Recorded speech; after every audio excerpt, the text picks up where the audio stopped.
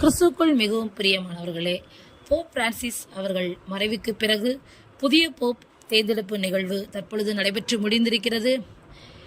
Saint Peter பெசிலிக்காவுடைய பால்கனியிலிருந்து வாடிக்கனிலிருந்து காட்சியளிக்கிறார் புதிய Pope அவர்கள். அமெரிக்காவை சேர்ந்த ராபர்ட் பிரிவோஸ்ட் அவரது பெயராகும். இவர் போப் லியோ 14 என அழைக்கப்படுவார்.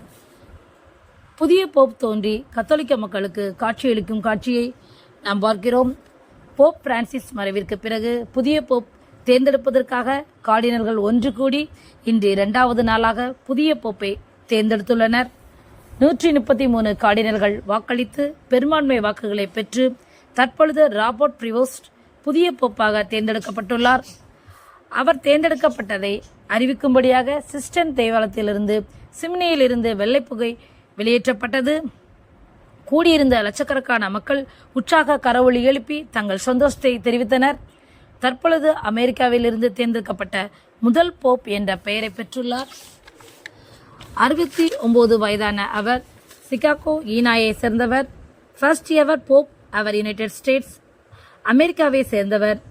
அமெரிக்காவில் இருந்து தோன்றிய முதல் போப்பு என்ற பெருமையை உடையவர். நிறைய நாடுகளில் இறைப்பணியை ஆற்றியுள்ளார். தென் அமெரிக்காவில் பணியாற்றியது மிகவும் குறிப்பிடத்தக்கது. அநேக சீர்திருத்தங்களை செய்வார் என்று அவர் பேச்சிலிருந்து தெரிகிறது. Con il dialogo, con l'incontro, unendoci tutti per essere un solo popolo, sempre in pace. One people, all in peace. Grazie a Papa Francesco. Thank you, Pope Francis. இதே போன்ற பயனுள்ள தகவல்களை நீங்கள் தெரிந்து கொள்வதற்கு இந்த சேனலை சப்ஸ்கிரைப் செய்து கொள்ளுங்கள்.